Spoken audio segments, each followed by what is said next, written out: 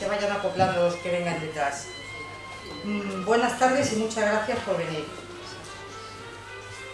Hoy tenemos a Antonio Bravo García.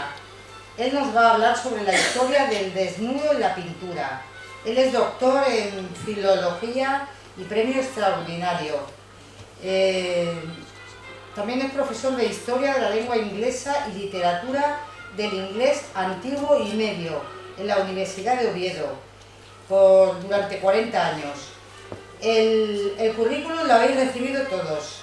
Si alguien no lo recibe, lo digo por no repetirlo, si alguien no lo recibe, que me deje el número de teléfono y cada semana recibirá el nombre del conferenciante. ¿Y el currículum? Y el currículum completo, por no leerlo ahora aquí otra vez, porque hay algunos que son 5 o 6 páginas. Bueno, pues nada, le vamos... Perdón, a mí son 7.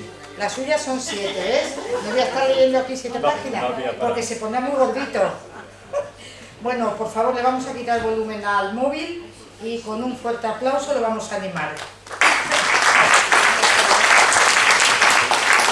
Cuando quieras. Bueno, muchas gracias, Isabel. Es un placer estar de nuevo aquí. Aquí yo ya creo que he estado ya 3 veces, quizá. ¿Esta es la tercera? 4. ¿4? ¿Y tengo ya 4 tazas? 4 Pues tazas. nada más ya no compro ninguna taza a mi mujer. No, yo creo que son 3, no sé. Bueno, pero en el hotel sí que ya había estado ya... sí que he estado ya 3 o 4 veces. Más, o 5 quizá. O sea que...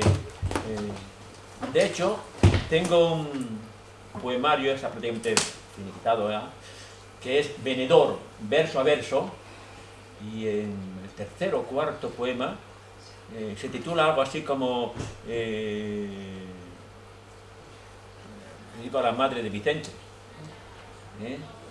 María Ors, y es para decir que, y fue por escucharla en el hotel, en una de sus conferencias sobre Benidorm, y a partir de ahí me dio idea para hablar sobre Benidorm. Bien. ¿Está apagado el micro? Mira a ver si está apagado, porque no se te oye bien. A ver, Ahora está. Bueno, dando los agradecimientos y a ustedes por estar aquí, me permitís que os hable de tú, porque somos amigos ya de tantas veces estar por aquí. El porqué de este tema que nos ocupa hoy. Bueno, pues hay varios motivos. Yo tengo conocimientos de pintura, no como pintor, sino como lector y como estudioso. Estudié arte y pintura en la Universidad de Oviedo. Recuerdo de estudiar los 7 tomos de Pijuán, está enorme. O sea que siempre me ha gustado. Además, ahora me acordé hace poco de que también había traducido un libro de la pintura romántica inglesa. Y me dio, pues mira, y eso ayuda a entrar dentro del mundo de la pintura. Soy una persona que siempre que voy a Madrid, y voy a Madrid 3 o 4 veces al año, no hay una vez que no pase que no vaya a un museo, porque siempre hay exposiciones. O sea que es un tema, es algo que me gusta. Y me gusta porque la pintura y la poesía para mí son prácticamente muy parecidas. Tal como se ve un cuadro que nunca hay que verlo sino mirarle, y tal como se lee un poema que no hay que leerlo sino que meterse dentro de él, tiene muchas analogías en su análisis, y por lo tanto a mí me es muy familiar el ver un cuadro, mirar su estructura, mirar sus colores, mirar su símbolo, simbología que tiene el cuadro, etc. ¿Y por qué después finalmente me atreví a esto? Porque hice, por mi gusto a la poesía, hice un poemario que acaba de salir ahora, que es Museo de Versos, donde hay unos 100 cuadros, hablo sobre poemas, sobre unos 100 cuadros, pues desde el Paleolítico hasta Barceló, que es el último, que es un pintor moderno muy conocido. Y por lo tanto, a partir de ahí se me vino la idea, surgiendo de que yo estaba haciendo un poemario, estaba terminando, y nos propusimos, bueno, ¿por qué no hablamos de pintura? Y en la pintura hay muchos géneros, y entre ellos pues cogimos el del desnudo, porque en el poemario habrá unos 10, 12, 15 cuadros sobre desnudos, pero podría haber cogido el religioso, que también tengo otros 10, 12, 15 cuadros, o haber cogido el mitológico, o haber cogido el histórico, o haber cogido el género de la pintura social, que me gusta, y tengo varios cuadros. Y además hay una introducción del profesor Amillo, Paco Amillo, que quizá le conozcáis, porque es el historiador quizá hoy por hoy más relevante sobre Benidorm, y me hizo una introducción, y bueno, digo por eso porque hablamos también de esto, ¿no?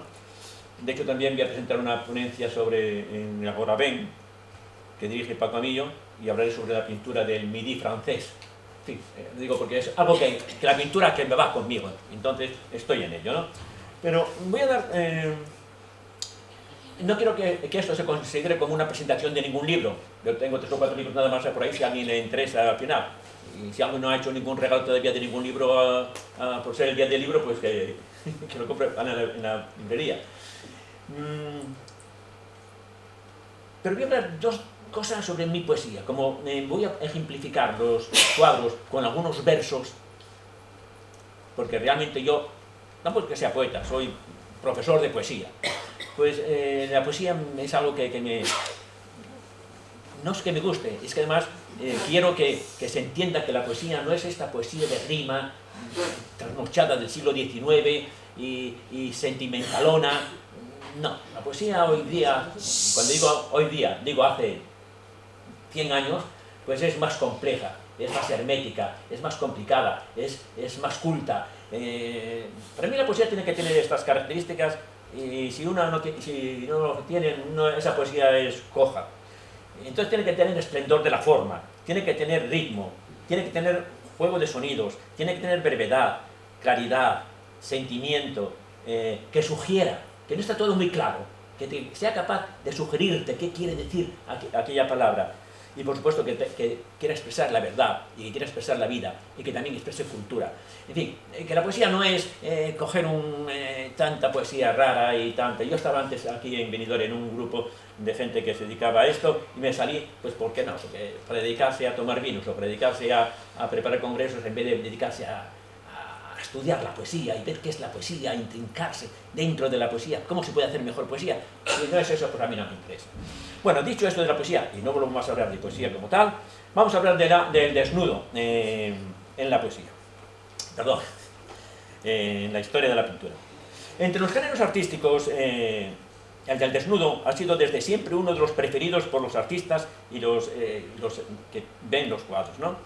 Consiste en la representación del cuerpo humano, hombre o mujer desnudo, y es muy dado a la crítica este tipo de cuadros, porque sobre todo hay 2 vertientes. Una es la, llamémosla, erótica, figurativa, pero detrás de esa pintura generalmente está muchas veces el símbolo, la interpretación. ¿Qué significa? ¿Por qué es este cuadro así? ¿Por qué se representa de esta manera y no de otra? Entonces, en un cuadro, en un desnudo, os pido sobre todo que veáis qué quiere decir ese cuadro. No quedarse en la superficie, no quedarse en la mera carne por la carne, sino quedarse en el arte por el arte. No sé si me explico, pero esa es la idea. Que veáis que en el desnudo, bueno, que puede ser el desnudo de un conejo muerto ahí, también, pues eso es también carne, ¿no? Pero hay un símbolo detrás de ese conejo desnudo, o de ese conejo matado en una carnicería. Eso, puede haber un símbolo, puede ser el símbolo de la muerte de las cosas que se crea en la naturaleza, ¿no? De una flor o de un conejo, lo que sea, ¿no? Pues en el desnudo ver también este trasfondo cultural, artístico, de la belleza estética. Porque si vamos a lo largo de la historia, los romanos y los griegos veían el arte por el arte, y no veis en una escultura generalmente algo deforme. Esto después quizá posteriormente igual ya se ven esculturas más deformas, viendo ciertos otros rasgos, ¿no? Pero en general se busca el arte por el arte, la belleza, el esplendor de la forma. Y en los romanos pasa lo mismo. ¿Qué pasa en la Edad Media? Pues que por la tradición judeocristiana, pues eso se vio como pecado, ¿no? Y algunas veces, sin embargo, se modificó mediante la interpretación de algún símbolo religioso. Por ejemplo, un Cristo, aunque esté desnudo, pero es Jesucristo y entonces, bueno, ya tiene una visión distinta. Hay épocas, por ejemplo, la época victoriana, aquí en España durante muchos siglos, en las que todo se vio de una forma que la pintura desnuda era inadecuada. Y entonces, ¿quién tenía los desnudos? Pues los tenían los reyes en sus alcobas. Pues es así, o los nobles, ¿no? O también estaban en las academias. Yo recuerdo algún cuadro muy famoso, creo que fue Felipe IV, que dijo que no, fuera de allí, fuera del patio. Entonces se lo llevaron y lo quiso quemar. Dijeron, no lo quemas, que es por el prestigio de tal. Y entonces, bueno, dejó que se lo llevaran a la Academia de San Fernando, ¿no? Entonces, bueno, para que veáis que a lo largo de la historia, y Carlos III también hizo algo de esto, ¿no? Por eso, incluso en los tiempos más oscuros, la pintura de desnudos siguió, aunque se intentó interpretarla con cierto simbolismo o guardarla para que no la viera el pueblo y la vieran solamente personas, no solamente cultas, sino personas que estuvieran en torno a la corte. De hecho, la pintura de desnudo es algo obligatoria en cualquier escuela de pintura. Vamos, es esencial. ¿Por qué? Porque si hay algo perfecto es el cuerpo humano. Si Dios creó al hombre desde una visión religiosa, Dios no puede crear algo imperfecto. Entonces el hombre como tal, en su concepto del hombre y de la mujer, pues es la perfección suma. Por lo tanto, es lo que se busca con la pintura, que sea la perfección.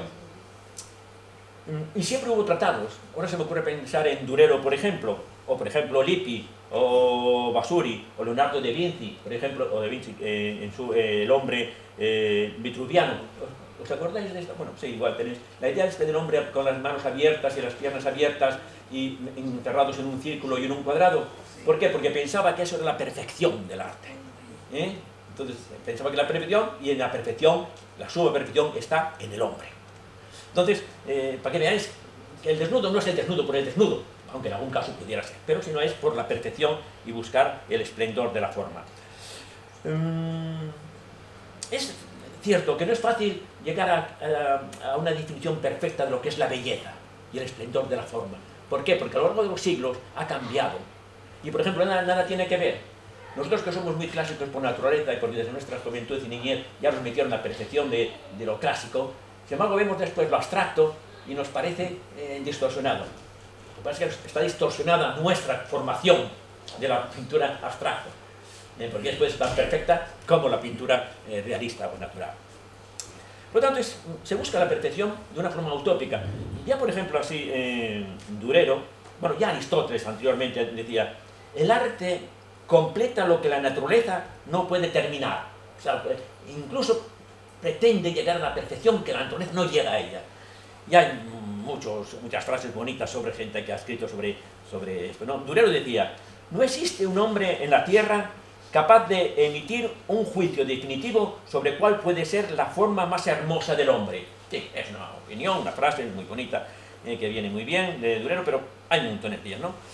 Se puede concluir que el factor estético del desnudo depende tanto de ciertas reglas en cuanto a proporción y simetría, como a otra serie de situaciones subjetivas.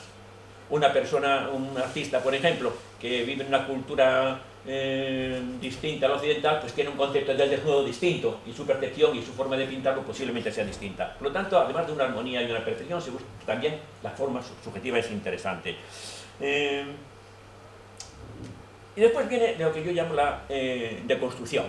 Aquí estamos porque yo he deconstruido de alguna manera 100 cuadros y los he puesto en verso.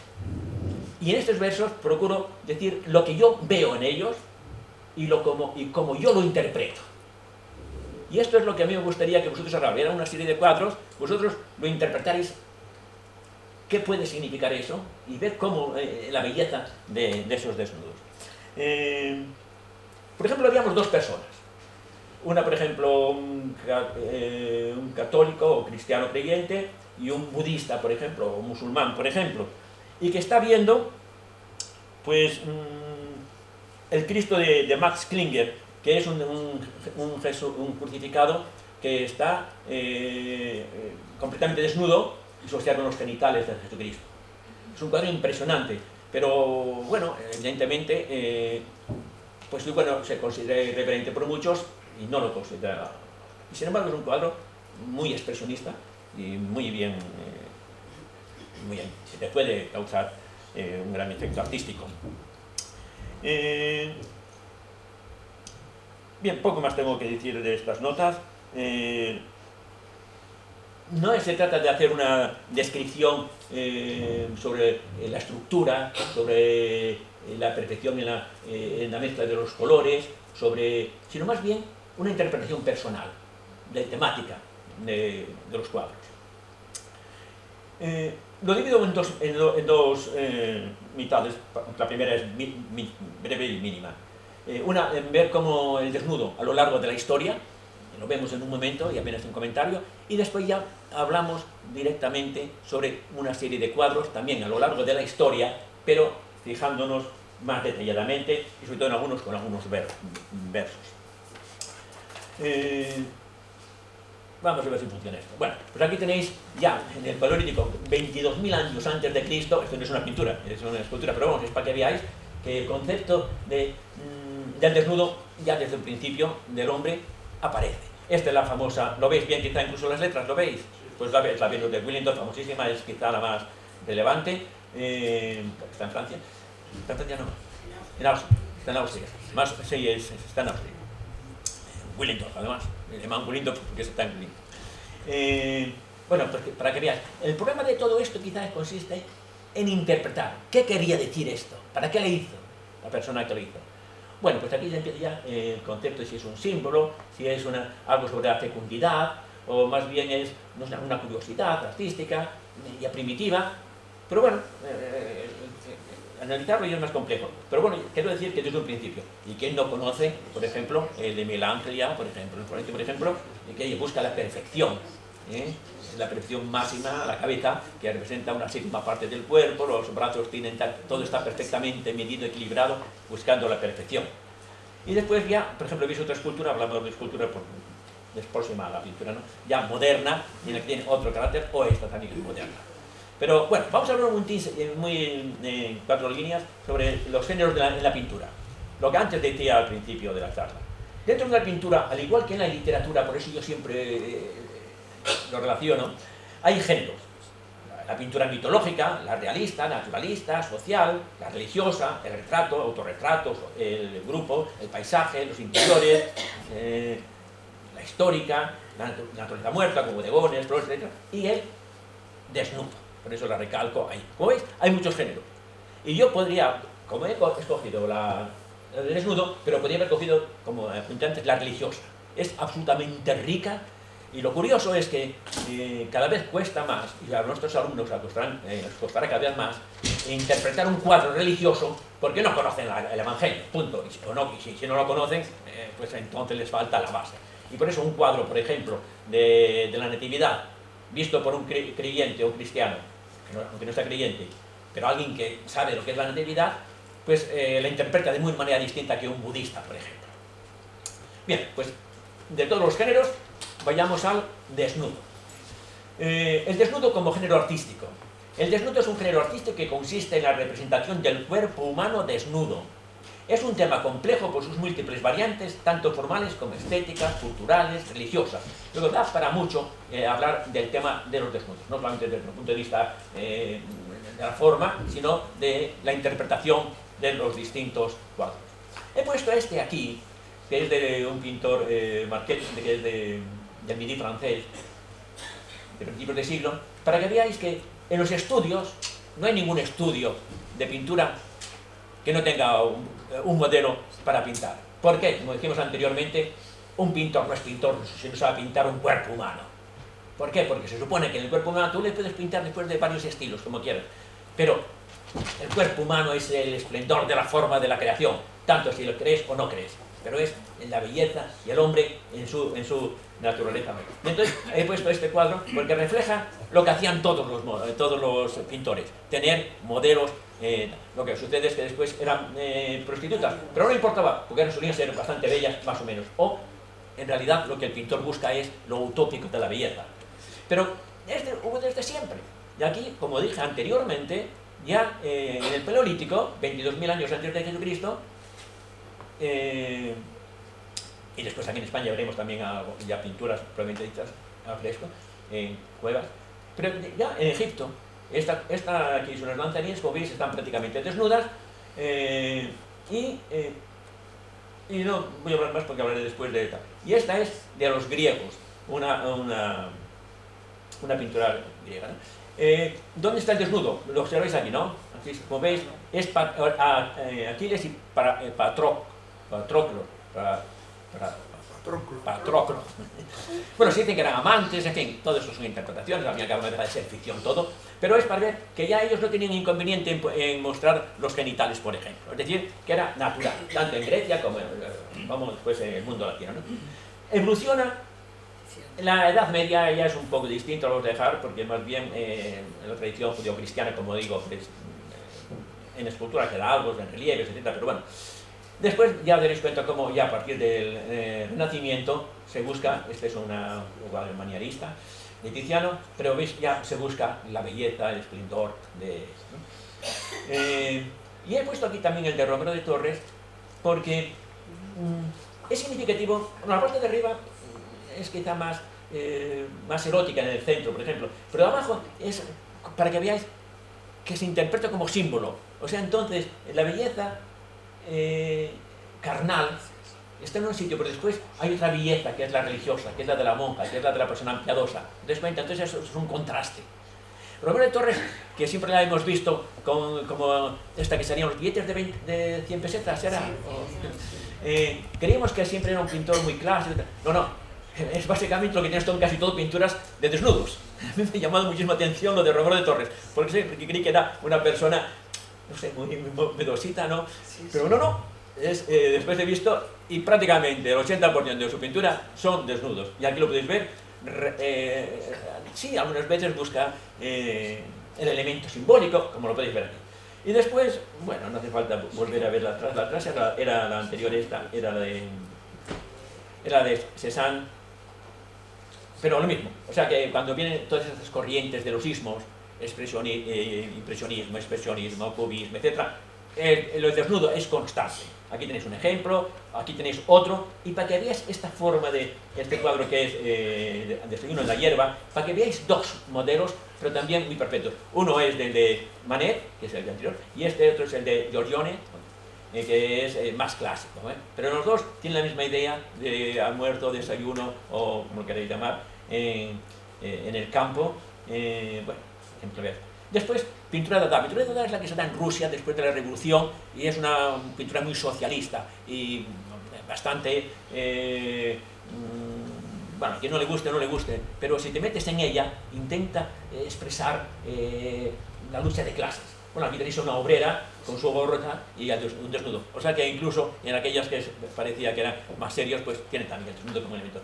Matisse, el fauvismo, pues es decir, según va avanzando las distintas corrientes, el desnudo siempre estará presente. O Cross, que es el impresionismo aquí en el Mediterráneo. O esta, ya aquí apenas se ve el desnudo, está aquí en el cuadro de la derecha, es de Dufy, que es francés. Aquí lo típico de la pintura del Mediterráneo, creo que os dije antes, que había dado una charla en Alcorapén sobre la pintura en el Midi francés, que básicamente es la luz que puede entrar, o sea, que sea en el exterior, en la playa o en el puerto o cerca del mar, o que entre por las ventanas a un interior la luz del mar, ¿no? Eso es una de sus nieves, otras simplemente en formas de escultura. Y me quiero detener en esta, ya hemos ya avanzado en la historia del desnudo, ¿verdad? Pues lo pone ahí, ¿lo veis? ¿Lo podéis leer desde atrás? No importa. Bueno, ahí pone Dalí. Quiero terminar por Dalí en el sentido este porque... y el desnudo en el agua, que es el segundo, el de la derecha. Sí. El primero es el de Gala, su mujer. Tiene muchísimos desnudos de Gala. Gala era muy liberal. Además, también era lesbiana y Dalí creo que se la quitó a un poeta francés, Eduard, por ejemplo. En fin, el mundo de estos dos pintores es muy complejo, que tampoco vamos a hablar aquí. Pero quiero que fijéis en este, porque es el surrealismo. Y sin embargo, esto es de los cuadros surrealistas más realistas, porque realmente eso se ve muy bien, se ve muy bien lo que hay ahí, ¿no? Así como en otros cuadros de Dalí no se sabe muy bien. Pero sin embargo, es para que os deis cuenta Bueno, en primer lugar, es un cuadro relativamente pequeño y que no está sobre óleo sobre lienzo, que es la mayoría, bueno, muchos, sobre cartulina, simplemente, ¿no? Y que está en Figueras desde el 2003. Antes estaba en otro sitio, ¿no? Bueno, pongo ahí Freud y Dalí. ¿Por qué? Porque Dalí leyó muy pronto a Freud y en muchos de sus cuadros se refleja y en mucho de su surrealismo se basa en el mundo, como todo surrealista, en el mundo de los sueños. En este mundo de la conciencia oscura, negra, más cerca de la imaginación pura y dura que de la realidad donde se abstrae. La realidad es la que tú te piensas. Estos conceptos de Lacan y compañía, hablando de la psicoanálisis y de la reconstrucción. Pinta muchas veces a su hermana. Y entonces, pues, en fin, siempre relaciona con perversiones orales, anales, fálicas, incestuosas, etc. Es así Dalí. Y no se puede andar con tapujos. No, Dalí era así. Y si tenía que hacer el amor con Lorca, pues lo hacía, y punto. Es decir, que no tenía esos conceptos clásicos que tenemos nosotros sobre la moralidad. Él tenía su mundo. Y entonces es para que veáis que la pintura y el desnudo también ha ido evolucionando desde el Paleolítico hasta...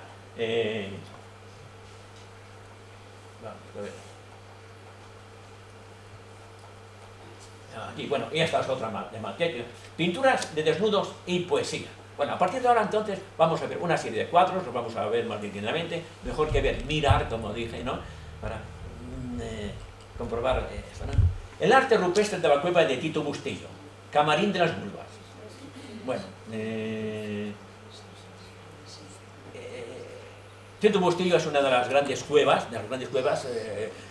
ahora no os voy a comparar con la de Santander, pero posiblemente es la mejor, por supuesto, de Asturias, y en Santander posiblemente la gana Santillana Santillana, perdón. Santillana, ¿no? También es Santillana, sí, Altamira. Pero Tito Bustillo realmente es una cueva muy interesante. Yo tuve la fortuna, siempre está bien hablar algo de uno, ¿no?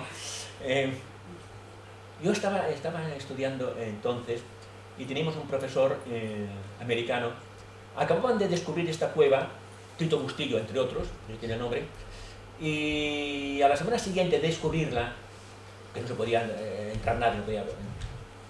Entonces, como yo era espeleólogo y sabía este profesor, que era americano, y entonces a los americanos extranjeros pues, se les permitía ciertas cosas, y entonces con la prensa fueron a sacar fotografías a ver qué es aquella cueva que daba la impresión de que tenía figuras.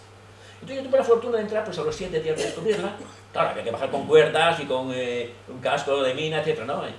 Y yo tenía el casco, por si ya digo, me gustaba la espeleología. Y entonces tuve la suerte de ver la cueva de Tito Bustillo. Tito Bustillo se mató en un accidente al mes siguiente de descubrirla. Y entonces fue un impacto y entonces le pusieron el nombre. Por eso está en Ribadesella. Como veis, está en la zona Asturcántala, porque es toda la zona esta. Por eso hay tantas cuevas por los partidos, ¿no? Bueno, pues esta es el Camarín de las Vulvas, que es curioso. Además, en aquel tiempo buscaban incluso en la roca, pues también de alguna manera participar en el dibujo. Y aquí tenéis también una forma de vulva también en la roca. Bueno, aquí tenéis las vulvas, ¿no? Y este es el primer poema que tengo en el poemario, porque es algo impactante. Es algo impactante porque, bueno, son caracteres homorfos y antropomorfos, generalmente femeninos. Esto es lo que encontramos en estas cuevas, ¿no? Zonas sexuales o complejas, vulvas, senos, nalgas, caderas. A veces se aprovechan las formas de la roca, lo que decía anteriormente, ¿no? Representación de la fecundidad. Y esto ya es esto. ¿Qué representa? Que unos hombres tan primitivos sean capaces de tener símbolos. Ver en las vulvas, por ejemplo, no solamente la vulva como un animal o como una hembra, sino como un símbolo. Entonces, y aquí en Francia, pues, donde se encuentran este tipo de pinturas, las de Arcés, Serier, en España, pues, Micolón, Les Casares, El Castillo, y la de Tito Bustillo en Asturias. Bien, es casi la única poesía que quiero que veáis. ¿La veis? No, ¿verdad? No, pero lo leo. En cualquier caso, veo para que veáis un poquitín en mi estilo de poesía. En este caso son endecasílabos. todos tienen su acento en la sexta sílaba, menos en uno que es de cuarta y octava, que es un verso rápido. Empleo mucho el encabalgamiento, porque no empleo nunca la rima, a no ser rima interna, porque está desfasada, ¿no? Pues que si tenéis un poema de rima, no, está desfasado. Busco mucho la rima interna o el encabalgamiento, unir un verso con otro. Así en el primer verso digo: pared de un camarín en este cuadro velado a la mirada de la luna. Bueno, como veis, ya no es prosa, es camarín es una habitación, una cámara, ¿verdad? En este cuadro, velado a la mirada de la luna. ¿Qué quiero decir con velado a la mirada de la luna? Pues que está en el interior de la tierra. En esto es, imaginarse, ¿no? Misterio del principio de los seres humanos, anterior a los principios. Lo primero significa principio, pero el segundo principio significa las leyes. No hizo falta figura de mujer desnuda para dibujar su esencia en la noche encerrada en los anales, cuando la luz fue parte de las sombras. O sea, la luz era parte de las sombras de la oscuridad. A mí me gusta, si alguien caracteriza mi poesía, es que me gusta el oxímeron por encima de cualquier otra figura literaria. Es decir, los contrastes, luz y sombras, nieve y fuego, blanco y negro, día y noche. Eso es algo que está en todos mis poemas de una manera muy constante. ¿Por qué? Porque eso resalta y te hace fijarte, ¿no? Sigo. Bajo el manto de música del agua, de las estalactitas, nacimiento de la vida. Creían en los símbolos mientras pintaban vulvas en las cuevas entre el fuego y la nieve. Y aún sin dioses justicieros, tan solo miedo al miedo. ¿Por qué es eso? Queramos o no queramos, el hombre creó, se puede pensar a Dios pensando por el miedo que tenía a la muerte y ante el peligro de fuera, ¿no? Pero eso es una interpretación, ¿no? Y después, como os dije creo al principio, el último verso de mis poemas, o los dos últimos, ¿no? Ahí es donde condenso toda la fuerza de la poesía, ¿no? Y aquí digo: el hombre creó así a la pintura, fue así que la pintura creó al hombre. Esto es un pensamiento filosófico, un poco, pero quiero decir que el hombre creó así a la pintura, creó pintándola. Pero ¿qué pasó? Que fue así que la pintura creó al hombre. Es decir, que la pintura hizo que el hombre fuera agrandando su cerebro, porque en cierta manera es así, ¿no? Y fue captando más conceptos. Entonces, de una figura fue capaz de ir a través del habla y a través de conceptos, el hombre fue desarrollando el cerebro, fue desarrollando la capacidad de ser cada vez más hombre. Entonces esta idea es la que yo quería significar en este poema. Bueno, bien, tampoco le demos más importancia, pero visto así, si ahora vosotros veis el cuadro anterior y con esas ideas que se dan, o incluso en el poema, pues uno ya lo ve de otra manera distinta. No ve el cuadro, una vulva pintada sin nada. Entonces uno piensa, pues, ¿por qué quería pintar este hombre esto? ¿Qué concepto tenía del símbolo? ¿Cómo pensó que esto era el origen del hombre? Que era el origen de la humanidad, que era el hombre. ¿Cómo que la mujer es el símbolo de principio de todas las cosas? Entonces esto es lo que tiene que dar la pintura, que nos haga pensar. Bien, es un cuadro, bueno, como pongo ahí, Papiro de Turín, 55001, el Kama Sutra egipcio del siglo XII, antes de Cristo. Bien, como veis, es un poco muy expresivo, realmente, y uno puede pensar, joder, pues sí, ya los egipcios pensaban que en la pintura se podía exponer pues, la actividad sexual o Y aquí tengo algunas cosas, algunas ideas. Papiro, 5001, Papiro de Turín. De hecho, en este museo lo más importante es este. O sea, la gente va a ver precisamente esto, ¿no? Está cerca se descubrió cerca de Valle de los Reyes. Pero no hay, lo extraño es que es el único papiro en el que hay desnudos. Todo lo demás está en templos o en tumbas. Por eso llama mucho la atención a los estudiosos, ¿no? Y después se ha reconstruido, porque antes estaba muy mal, muy mal. Y si uno ve la forma como estaba antiguamente, fatal, estaba carcomido, y se logró ya, como está aquí expuesto, ¿no? Y bueno, para que también se vea un poco el símbolo. Ven detrás mío con tu amor, oh sol, ejercita mi deleite. Pues esto ya piensa uno, ¿quién es el sol? Pues el faraón. Pero también el sol, Dios. Porque el sol se identifica con el faraón y el faraón se identifica con Dios. Y entonces, bueno, desde un punto de vista, si queréis, muy expresivo, pero es esta la idea, ¿no? Pero sobre todo lo quiero ver para que veáis que ya en los antiguos ya tenían, valga la vulgaridad, revistas pornográficas, con todo perdón. Es decir, que, como veis, cosa que en la Edad Media eso no se podía permitir, ya los textos ya lo ponían, ¿no? Y el poema es, no es muy largo, unos 22, pero leo el final de él. Además creo que es muy significativo. Los egipcios sabían del sol de los deseos. Pongo el sol de los deseos como una metáfora. De la cintura para arriba, la cordura sensata de la razón humana y aliento del espíritu capaz de construir pirámides de oro. O sea, de la cintura para arriba eran capaces de construir hasta pirámides de oro, digamos, ¿no? De la cintura para abajo, esa razón de sin razón del gozo de la carne del hombre en esta tierra, cual prueba de un Edén en otro mundo. O sea, que entonces es que el hombre tiene dos partes, una parte espiritual, una parte intelectual, una parte que es capaz de crear grandes pirámides, y la otra parte es la pasión, el hombre como parte humana y animal del hombre, y cual prueba, y entonces el placer yo lo traduzco como cual prueba de un Edén en otro mundo. O sea, el placer, esto es para decir, en otro mundo, en otro Edén, pues se puede encontrar el placer que se encuentra, el placer sexual en la tierra. Y el último verso, así como recalcando, paraíso y placer, la misma gloria. No pongo el verbo porque me falta poner es. Paraíso y placer, la misma gloria. Quiero decir que identifico el paraíso y el placer como si fuese la misma gloria. Es decir, si uno espera un Edén, esperamos al Edén porque creemos que va a ser un paraíso de felicidad.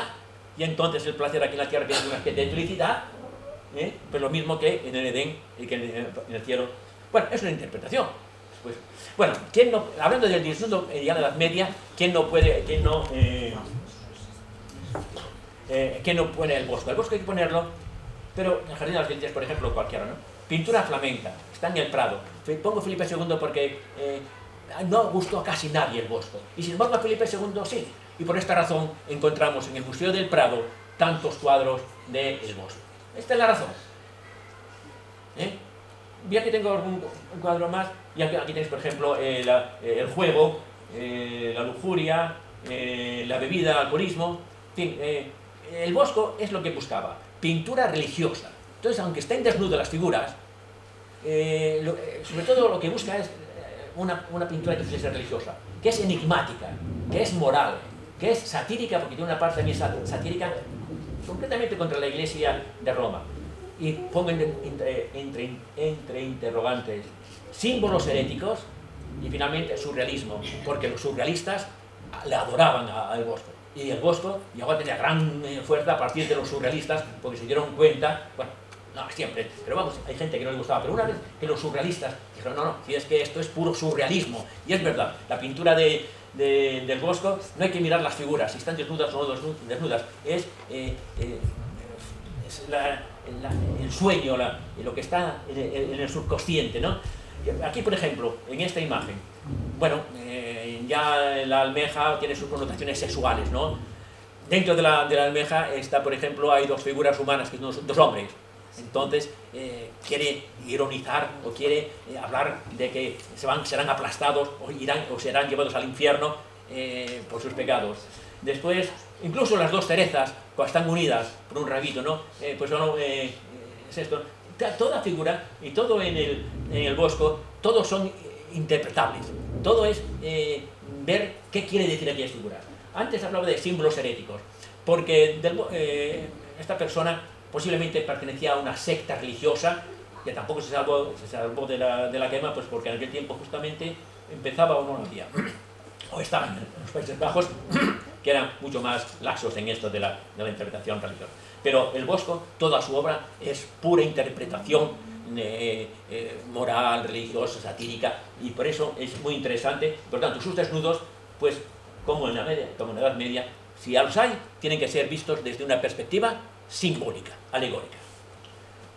Pero pongo aquí estos versos, los leo de misa, para que veáis, si veis un cuadro del Bosco y se leen estos versos, ¿no? Pecados capitales, averno que se agita, locura sin grandeza, derrotas de victorias. Como veis hay mucho oxímero, mucho contraste, ¿no?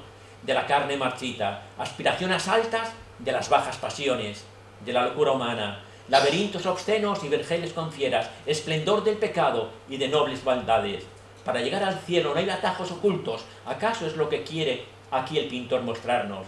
Tan solo tras la muerte sabremos si hay infierno y cielo, o si el infierno está aquí entre nosotros, o al jardín confundido con perversas delicias. Esto hay que leerlo despacio. Y ya cuando digo perversas delicias, veis otro oxímero. Las delicias no son perversas.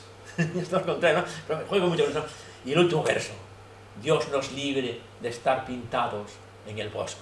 ¿Por qué? Porque todas las pinturas que hay en el bosco son gente que van al infierno. ¿Te das cuenta? Son todos los pecados. Y entonces en este último verso yo quiero que esté ahí la fuerza para la interpretación de todos los cuadros de Del Bosco. ¿Te das cuenta? Bueno, hablando de desnudos no se puede pasar de este famoso cuadro. Yo le vi cuando estaba recién reformado el cuadro, estuvo muchos años y al final estaba muy oscurecido, pero hace 5 o 6 años lo expusieron además en la sala principal del Museo del Prado y tuve la suerte que le coincidió. Y entonces estaba ahí expuesto todo lo que había costado y todo lo que se había reformado en el cuadro. Era enorme y la cantidad de gente que había trabajado, los años que tardaron años en volver a detalle por detalle. Y entonces aquí tenéis una verdadera belleza. Tanto el hombre, tanto Adán como Eva, ese tono bronceado de él, en contraste con ese tono de luna llena o de nieve, ¿no?